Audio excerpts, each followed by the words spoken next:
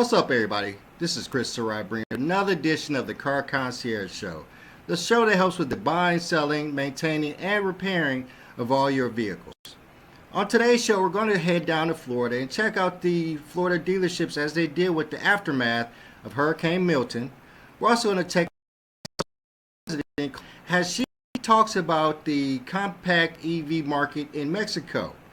And last but not least, we're going to have a full review of the Tesla We Robot unveiling of the Cyber car, Cyber van, and the Optimus Gen 2 robot.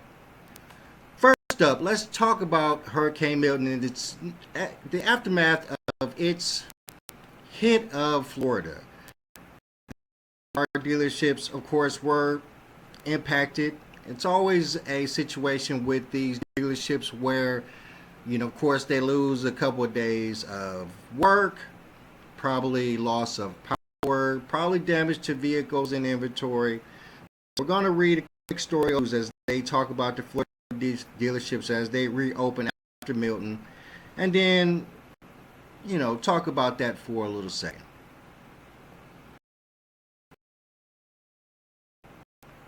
Alright, and of course, we always head over to Automotive News, our place for the latest automotive information. Florida dealerships reopen after Milton through power outages pose problems. More than 2.2 million tracked customers in Florida still were without power the afternoon of October 11th, according to poweroutage.us. And this is from October 11th, and it's by CJ Moore. Automobile dealers in the densely populated Tampa Bay area appeared to avoid the worst of a forecasted severe storm surge from Hurricane Milton as it came ashore farther south on Florida's west coast on October 9th. Still, widespread power outages caused by Milton's high winds remained a problem late in the week. Florida Automobile Dealers Association President Ted Smith said, barrier islands along the shore south of Tampa experienced extensive flooding, Reuters reported.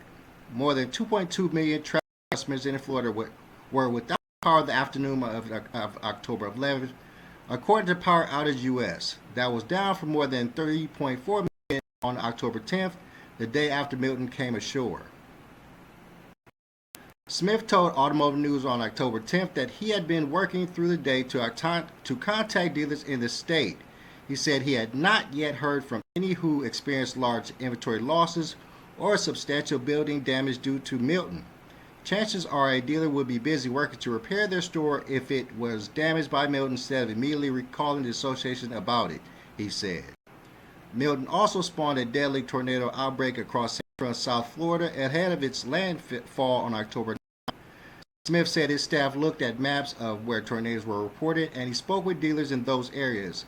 Those he talked to told him they were okay. Shelby Bigelow, general manager of Penske Automotive Group owned Palm Beach Toyota in West Palm Beach, Florida, said his dealership sustained no damage from Milton. Employees prepared for it by moving all vehicle inventory into the dealership's facilities. Very smart. But the tornadoes in the area were devastating and took many residents, homes, and vehicles, he told Automotive News via email. The number of Floridians experiencing power outages likely included dealership employees, Smith said. He told Automotive News he was waiting to hear more through October 11th. Extent of lost business unclear. It was not immediately clear how much of an impact store closures amid Hurricane Milton and late September's Hurricane Helen had on vehicle sales by dealership groups with presences in Florida and the U.S. Southeast. It's still in flux, said Jeff Lick, a managing director covering hardlines, leisure, and auto ecosystem for Stevens Inc. The extent of vehicle demand and need created by Helen Milton is still being assessed, Lick told Automotive News via email. At least two large publicly traded auto retailers logged multiple store closures in Florida amid Milton. Used vehicle retail giant CarMax Inc. closed 5 retail locations in Florida on October 8th, the day before Milton's arrival, to give associates time to prepare for the storm. A company spokesperson told Automotive News via email. By afternoon of October 10th, it had closed 22 of its 24 stores in the state. Only 5 stores remained closed October 11th, a company spokesperson said. AutoNation Inc. of Fort Lauderdale closed 38 locations in West and Central Florida to give associates time to return home and prepare for Milton. Those locations remain closed October 10th. but reopened October 11th, a company spokesperson said. Teddy Moore, CEO of Ed Morse Automotive Group of Delray Beach, Florida, said 4 of the group's dealerships in Brandon and Tampa closed at about noon on October 8th. The dealerships lost power but did sustain significant damage, Morse told Automotive News. That included Ed Morse Cadillac Tampa, Ed Morse Cadillac Brandon, Brandon Automall by Ed Morse, a dealership selling Fiat and Alfa Romeo vehicles, and Ed Morse Mitsubishi. Morse said Milton toppled a sign at 2 dealerships on the same property, the Automall and Cadillac store in Brandon. A few Cadillacs in the Cadillac Tampa showroom sustained damage after an air conditioning vent linked to the dealership's exterior filled with water and debris, then shot onto the vehicles. Morse said he traveled to the stores to see how he could help. The group had a generator in transit to Brandon from Delray Beach on October 11th, Morse said. The plan is to do our best to open up October 12th, Morse said. At least 7 Sonic Automotive Inc. dealerships in Florida indicated store closures via banners on their websites prior to Milton's landfall. By October 11th, the website had new banners. Some said hurricane alert. Our operating hours might be affected by the storm. For your safety, please contact us before visiting our sales or service locations. We prioritize the well-being of our associates and customers, and we're keeping our communities in our thoughts. Other stores' website banners indicate they were open October 11th. All right, so there, but all right, so it looks positive.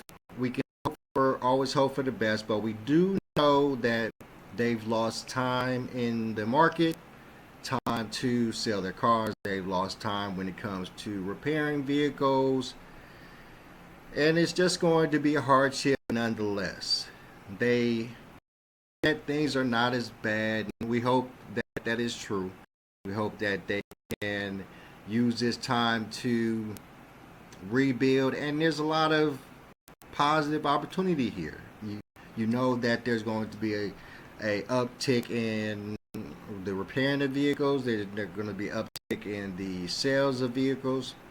So that is beneficial to the automotive industry to some degree. I mean, it's on the back of something negative, so we do not put too much just into it, but we do know that people will be needing cars, and will be needing their cars repaired, as well as their homes and other things like that. So some positive there, but not a lot.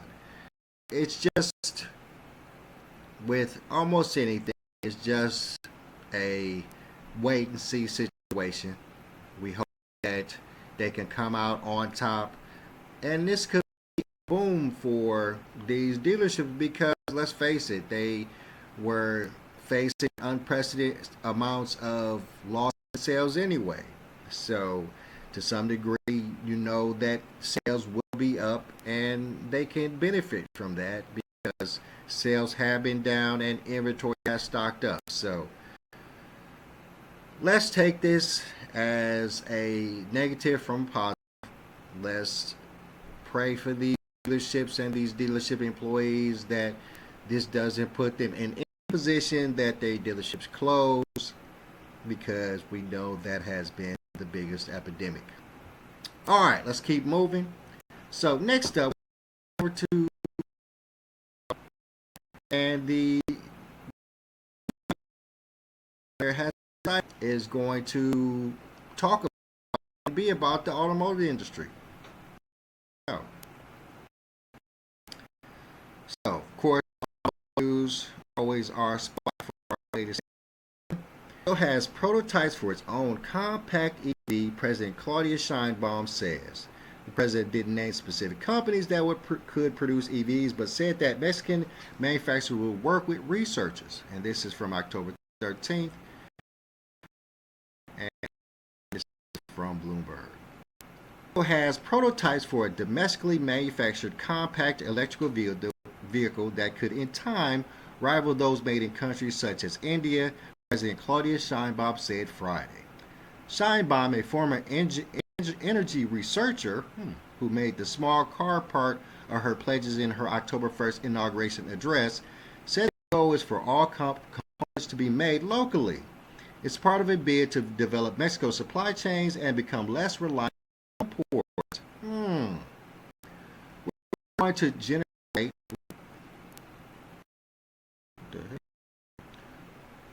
we're going to generate supply chains so that everything that is in the electric car is manufactured in the country, and we import as little as possible, Scheinbaum said at her daily press brief.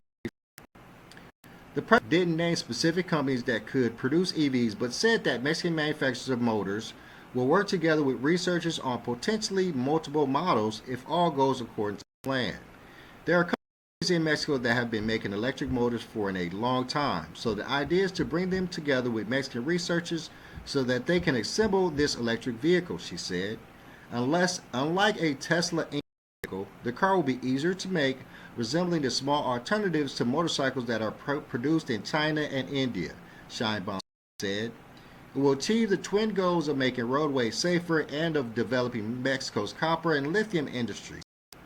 Former President Andres Manuel Lopez Obrador declared that lithium would be property of the nation, but it is embedded in clay in Mexico's reserves, which has slowed the process of developing it as a resource. The state is working on the technology to extract it at an affordable cost, Scheinbaum said Friday. Budget Chinese-made mopeds have become popular in parts of Mexico City congested with traffic. Indian mini cars have been used as taxis in parts of the country's south. Chinese electric car giants such as BYD Co. have looked to increase sales in Mexico, even as top Mexican officials have pledged recently that they are looking to wean themselves off Asian. So, straightforward. So, now what this shows us is that the president over in Mexico has been paying attention to the U.S. and she has been doing a lot of things in her presidency that we are talking about over here in the U.S. And this is what I've been talking about for the longest time. She has planning to make vehicles in Mexico. She's planning to partner with Mexican to make these EV vehicles, and she's going to keep the production of these EV vehicles in Mexico. Why? So Mexican people can benefit off the making of the vehicles that they consume. They already say that they're using these small vehicles, these moped vehicles in Mexico, other parts of Mexico. So it'll be prudent for her to, in some time, developing a situation where Mexico City and Mexico itself is benefiting off the production of EV. Lady more and more every time that I hear stories about. I am not a big advocate of women in such high leadership roles, but she seems a tad bit different, and I'm accepting that because she is talking in a way that should go. She's doing it for Mexico though, and I plan to, or hope that concurs here in the U.S. The idea that we produce our own products that we consume, or at the very least produce. We have factories here in America that produce those, so that we are a beneficiary of these vehicles. That's all I care about at this point, because these are cars that are going to hit our cars. There's no stopping that. We've already seen them, we've already enjoyed them, so we already like them to the point where it's going to be our future.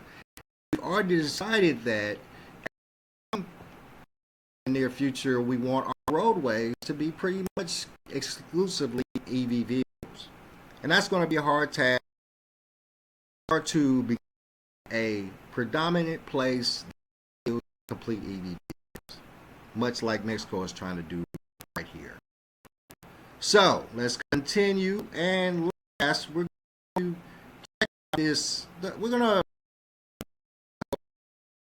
unveil the We robot, and is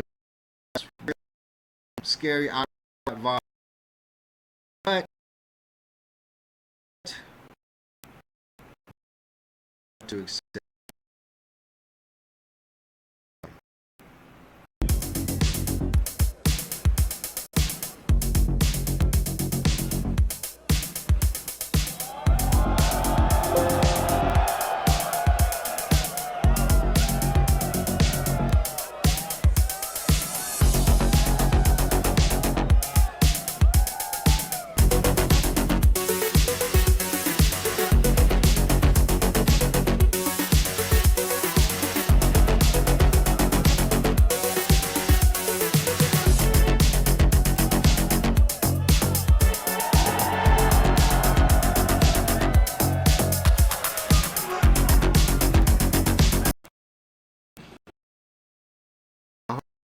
little small little city for you to produce these things or to showcase these things is is amazing. It's astronomical. Let's keep going.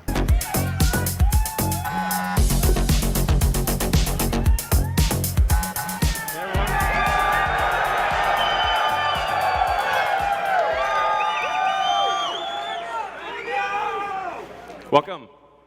Welcome to the Wii Robot Party. So we have quite a show for you tonight. I think you're gonna like it. As you can see, I just arrived in the robotaxi, the cybercab, and there's 20 more where that came from.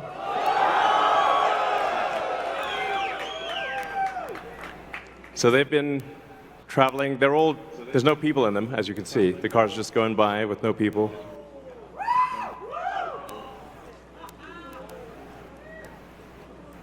And we have 50 fully autonomous cars here tonight. So you'll see Model Ys and the cybercab, all driverless. You'll be able to take a ride in the cybercab. There's no steering wheel or pedals. So I hope this goes well. I think the cost of autonomous transport will be so low that you can think of it like individualized mass transit. The average cost of a bus per mile for a city, not the ticket price because that is subsidized, but the average price is about $1 a mile. Whereas the cost of cybercab, we think probably over time, from the operating cost is probably going to be around 20 cents a mile. And price, including taxes and everything else, probably ends up being 30 or 40 cents a mile. So yes, and you will be able to buy one.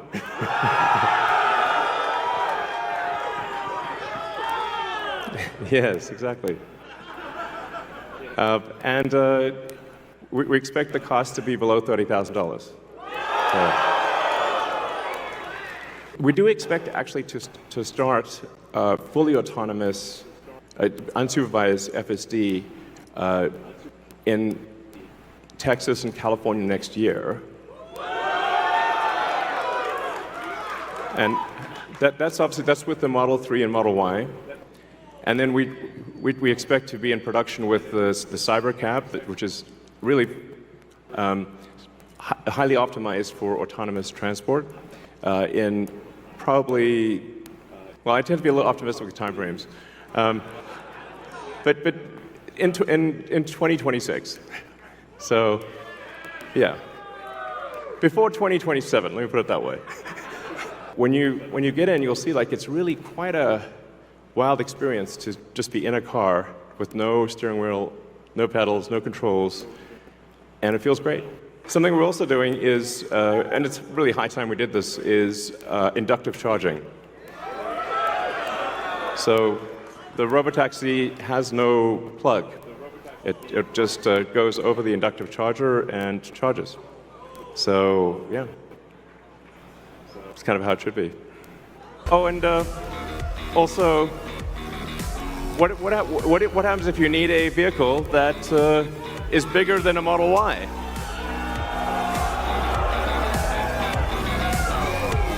The Rebound. The Rebound is we're going to make this, and it's going to look like that. Now, can you imagine going down the streets and you see this coming towards you? That'd be sick.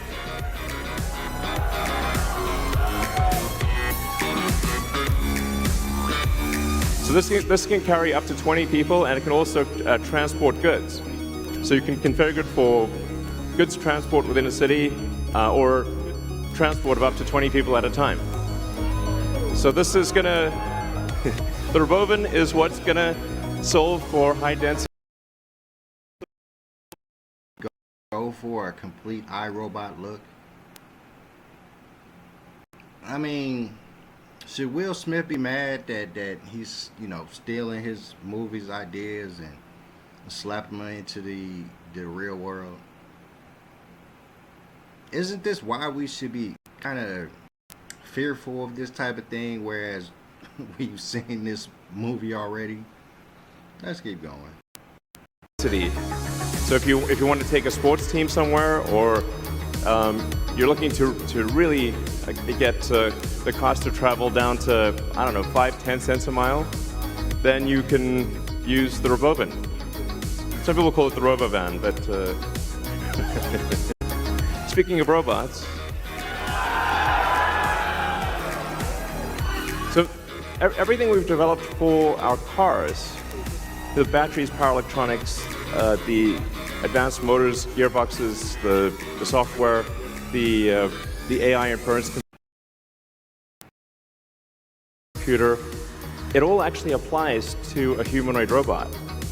So the same techniques, it's just a robot with arms and legs instead of a robot with wheels.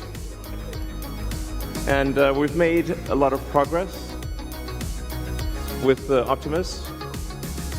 And as you can see, we started it with someone in a robot suit, sort of down, and then we've progressed dramatically year after year. So if you extrapolate this, you're really going to have something spectacular, something that anyone could own. So you could have your own personal R2-D2 C3PO. And I think at scale, this would cost something like, I don't know, $20,000-$30,000. Probably less than a car, is my prediction, long term. Now, it'll take us a minute to get to the long term, but fundamentally at scale, the Optimus robot, you should be able to buy an Optimus robot for, I think, probably $20,000 to $30,000 long term. So, and what can it do? It'll basically do anything you want. So it can be a teacher, babysit your kids, it can walk your dog, mow your lawn, get the groceries, just be your friend, serve drinks. Whatever you can think of, it will do. And yeah, it's going to be awesome. And I think this will be the biggest product ever of any kind. All time. A robot that can help you drive around without you having a robot man that everybody without seems like to me lost jobs.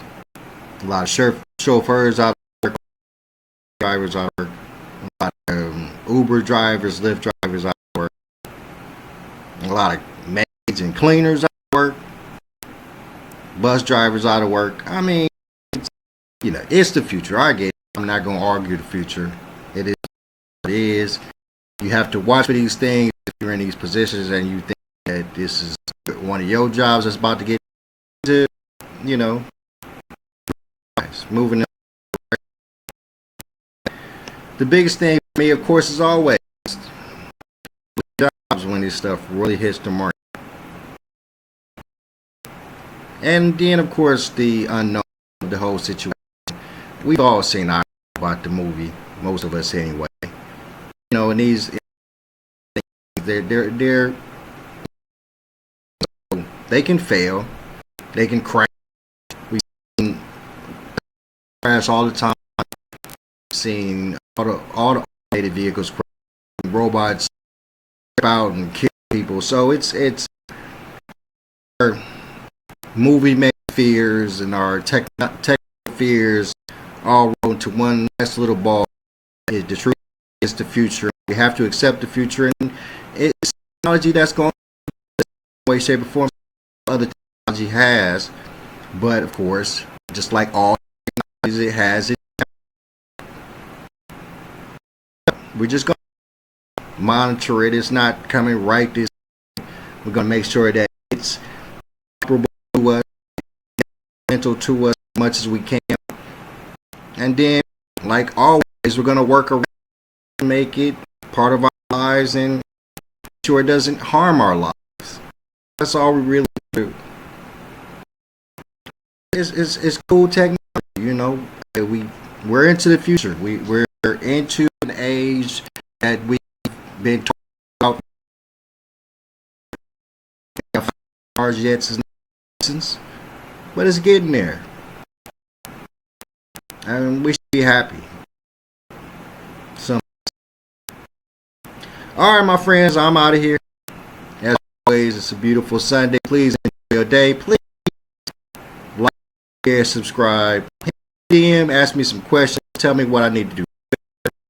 I really appreciate that. And I'm out of here. Peace.